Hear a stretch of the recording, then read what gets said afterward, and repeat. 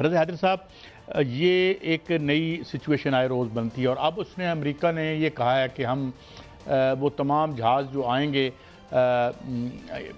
इस ईरान से की तरफ या ईरान की तरफ से, तो उनको वो रोक देगा। वेयर एज मैं जो आज अपने रिसर्च टीम को देख रहा था कि खासी टेक्नोलॉजी को डेमोन्स्ट्रेट भी किया है, जिस प्रेसिजन के साथ ईरान ने उसको हिट किया है। और हमने देखा है कि first time we have seen के 10 साल उसे लग गए थे उधर वियतनाम में, और इधर यहाँ तकरीबन 40 दिनों में ही ये आ गए थे। और मेरे ख्याल में ये कोई दोस्ती वोस्ती भी नहीं थी या मुआहदा नहीं था। In fact he was trying to have exit, एक ऑनरेबल एग्जिट के लिए ये सारा ड्रामा मुझे लगता है ये हुआ यहाँ पे। तो आप क्या समझते हैं कि विल अमेरिका इस, और साथ चाइना ने भी कह दिया कि भाई हमारे जहाज़ों की तरफ आप ना आए, तो ये स्ट्रेटजी कामयाब होती नज़र आती है आपको? कायद साहब, आपकी बात से ना मुझे थॉमस शेलिंग की लॉजिक ऑफ कंपेलेंस याद आ गई। उसकी लॉजिक है कि एक डेटरेंस है और एक कंपेलेंस है। डेटरेंस तो यूएस ने यूज़ करके देख ली, मैं अगर ये करोगे तो ये कर दूंगा, सिविलाइजेशन को ख़त्म कर दूंगा, कामयाब नहीं हो सकी। अब वो कंपेलेंस पे आ गया, बाय फोर्स आ गया।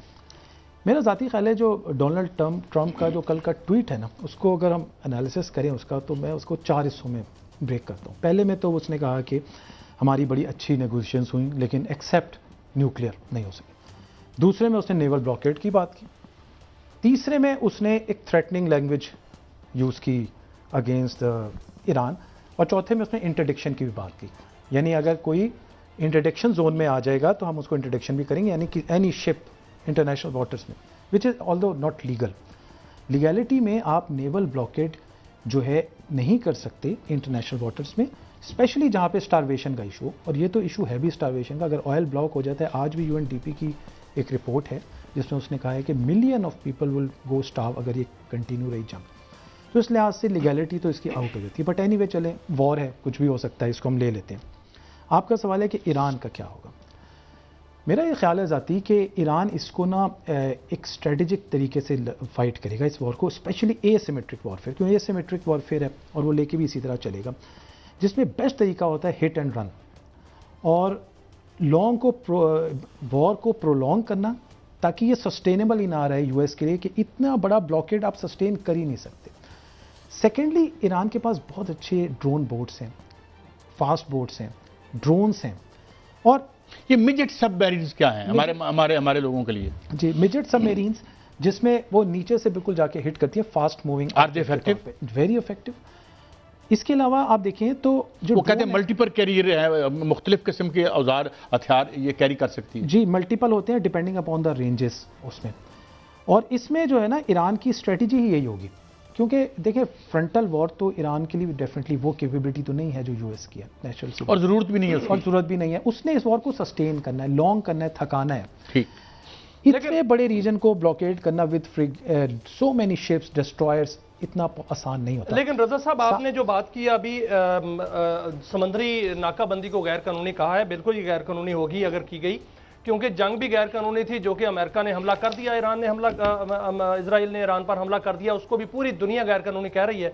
लेकिन उन्होंने जंग की और ईरान ने भी आके मुकाबला किया। अगर ये समुद्री जंग होती है और समुद्री नाकाबंदी होती है तो जाहिर है फिर अमेरिका के बहरी बेड़े आएंगे। बहरी बेड़े उनके पहले ही समंदर में है, अब्राहम लिंकन वहाँ पे है, जेराल्ड फोर्ड वहाँ पे है समंदर के अंदर, ट्राइपोली जो है वो भी आ चुका है, दीगर जंगी जहाज़ भी वहाँ पर मौजूद है। हमने देखा कि कल जो जंगी जहाज़ वहाँ पर आए, ईरान ने उनको वार्निंग दी और वहाँ से चले गए। अब वहाँ जो जजीरे हैं ईरान के, वहाँ पर जो है मुख्तलिफ मिसाइल भी फिट हैं और वहाँ पर जो खुदकार बोट्स हैं वो भी हैं और वहाँ पर खुदकुश बोट्स भी हैं।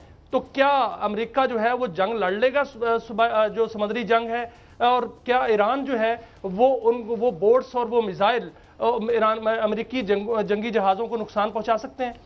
जी देखिए, लीगैलिटी की तो हम साइड पे कर दें, क्योंकि गाजा की वॉर के बाद लीगैलिटी तो ख़त्म हो गई। लॉज ऑफ वॉर, जस्ट द बेलम, जस्ट एंड बेलो, सब साइड पर हो गए। नॉन कम्बेटेंट कम्बेटेंट का डिफरेंस ही ख़त्म हो गया, तो वो तो अब इशू साइड पर है। हम बात करते हैं कि इसको यूएस इस ब्लॉकेड को कर रहा है, इसके क्या रीजंस हैं, क्या नताइज है, क्या इम्पैक्ट्स हैं, और how Iran is going to tackle this. देखें, यूएस इस ब्लॉकेड को कर तो शायद ले, लेकिन सस्टेन नहीं कर पाएगा, क्योंकि इसके बहुत जियोपॉलिटिकल इम्पैक्ट्स हैं। एक जियोपॉलिटिकल इम्पैक्ट तो स्ट्रेट अवे चाइना के ऊपर है। 50 to 60% चाइना का ऑयल इस वक्त ईरान से जाता है। अगर आज वो ऑयल बंद हो जाए, चाइना की इंडस्ट्री, उसकी मैन्युफैक्चरिंग, उसकी ट्रांसपोर्टेशन बहुत हाईली इम्पैक्ट होगी, which would be very difficult to sustain for a long. Secondly, Iran ने इसको अपने टेरिटोरियल वाटर्स की against sovereignty, it's act of war कहा है, यानी all these targets would be legitimate. अगर लेजिटिमेट टारगेट्स हैं तो फिर तो एक ईरान के पास, आपको पता है कि मिसाइल और ड्रोन टेक्नोलॉजी तो बहुत अच्छी है। ये तो ईरान ने इस जंग में एक्चुअली प्रूव कर दिया कि वो जो 5th जनरेशन वॉरफेयर हम पढ़ते थे कि जिसमें हाई टेक्नोलॉजीज यूज होंगी 5th जनरेशन वॉरफेयर में, और उससे भी आगे से माफी चाहता हूँ, ये भी तो आपको याद है ना, जेरल फोर्ड को भी उन्हें महफूज डिस्टेंस पे ले जाना पड़ा था, इब्राहिम लिंकन को भी निकाल के लेके, इससे बड़े तो औजार उनके पास नहीं है। मैं हमें ज्वाइन किया है जनाब जनरल रिटायर्ड डॉक्टर रजा मोहम्मद साहब ने। Thank you very much for your patience general साहब। ये फरमाइए कि जिस तरह अभी रजा हैदर साहब मुमताज दफाई तजिया नगार हमारे साथ हैं, आप क्या समझते हैं? इन्होंने ये कहा कि सस्टेनेबल नहीं है, नंबर 1। नंबर 2, जो हमने पहले वॉरफेयर देखा उसमें जो ये बात तो अब डेमोन्स्ट्रेट हो गई है कि 20th सेंचुरी का जो काट कबाड़ में कैदा होता हूं वो आज की 21st सेंचुरी में काम नहीं आया, और ऑपरेशन सिंदूर में भी हमने यही देखा था।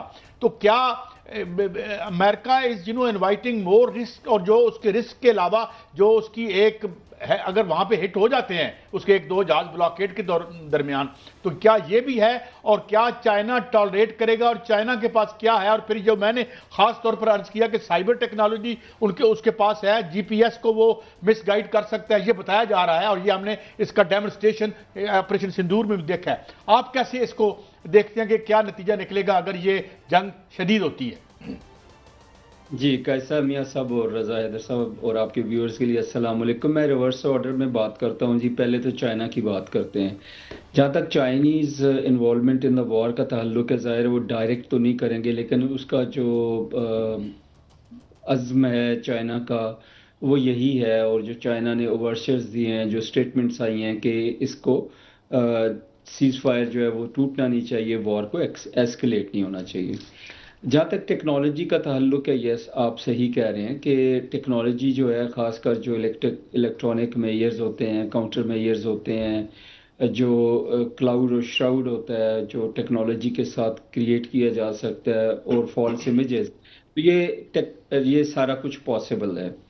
क्या चाइना ये अलाउ करेगा नहीं करेगा? फिज़िकली आई सेड कि जी वो फिज़िकली तो ज़ाहिर है बीच में इन्वॉल्व नहीं होंगे, लेकिन इम्पैक्ट वो बहुत ज़्यादा होते हैं।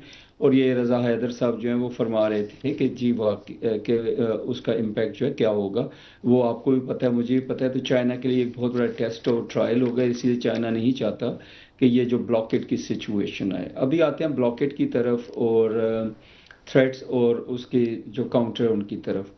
पहली बात तो ये कि जहाँ तक जो टॉक्स हुई थी उनके बारे में, जो ट्रंप साहब के ट्वीट की बात हो रही थी, उसमें अगर आप गौर करें तो उन्होंने शुरू इधर से किया था कि बहुत सारे पॉइंट्स पे एग्रीमेंट हो गया, और ये बात जो है इरानियंस ने भी की है। तो उन्होंने एक बात कही कि न्यूक्लियर पे हमारा जो है वो डिस्प्यूट था। तो न्यूक्लियर का डिस्प्यूट तो हो ही नहीं सकता, क्योंकि अगर आपको याद हो तो ईरान पहले से JCPOA में है, और खमनाई साहब ने इसके ऊपर एक फतवा भी दिया हुआ है। ब्लॉकेट का जहाँ तक ताल्लुक है, वो ट्राई ज़रूर कर सकते हैं, अटैम्प्ट ज़रूर कर सकते हैं, क्योंकि आप ये नहीं कह सकते कि ये इम्पॉसिबल होगा। लेकिन अगर उनको एक रैशनैलिटी को अगर देखें तो ये ब्लॉकेट जो है ना पूरे का पूरा करना मुश्किल होगा। ब्लॉकेट 2 तरह का हो सकता है। एक तो ब्लॉकेट की बात कर रहे हैं कि वो ईरानी बंदरगाहों का करेंगे, और दूसरा वो ये कह रहे हैं कि आप ना हॉर्मुज़ में आने जाने वाले जो शिप्स हैं उनको हम कंट्रोल करेंगे और उसको इंटरडिक्ट करेंगे जो उनको ये टैरिफ पे करके आता है। तो मेरा ख्याल है कि ये सीज़ फायर जो है इट विल होल्ड ऑन, थोड़ी बहुत मे भी ये जो है वो नजंग हो, कुछ इस तरह के काम हो, एक दूसरे को थ्रेट्स दी जाए, लेकिन ये बहरी वार जो है, ये नेवल वॉर जो है, उस तक नौबत मेरे ख्याल में नहीं आगे, क्योंकि अगर आगे नौबत तो फिर तो जाहिर है ये कैटास्ट्रॉफी है, ना सिर्फ खित्ते के लिए बल्कि पूरी दुनिया के लिए। तो आई होप कि सीज़ फायर होल्ड्स ऑन, और जो छोटी मोटी जो रिंकल्स रह गए हैं वो ठीक होंगे। अभी दूसरी बात मैं ऐड करना चाहूँगा, प्राइम मिनिस्टर ऑफ पाकिस्तान जो हैं वो 2 दिन बाद मेरा ख्याल है टर्की जा रहे हैं और सऊदी अरेबिया जा रहे हैं। तो उधर से भी मुझे उम्मीद है कि एक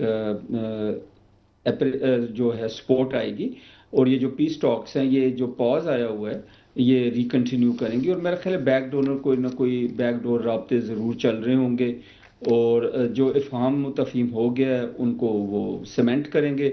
जो थोड़ी चीज़ें हैं जिनके ऊपर डिफरेंस ऑफ ओपिनियन है, और उसमें एक चीज़ जिसको जाहिर नहीं किया गया वो मेरा ख्याल है लेबनान का सीज फायर भी होगा।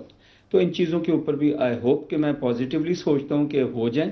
खुदा न खास्ता नहीं होते तो जाहिर है ये बहुत ये तो ही बड़े अल्लाह ऑप्टिमिस्टिक करे सर हो जाए। जनरल साहब, रजा साहब मैं आपकी तरफ आऊंगा। अभी जो जनरल साहब फरमा रहे हैं कि वजीर आजम जो है वो सऊदी अरब जा रहे हैं, तुर्की भी वो जाएंगे और ये बड़ा अहम इसको दौरे का समझा जा रहा है। और इस वक्त ये दौरा जब ये टॉक्स हुई और टॉक्स का पहला दौर हम तो कहते हैं कि नाकाम नहीं हुआ, लेकिन आगे चलने का जो है इम्कान है।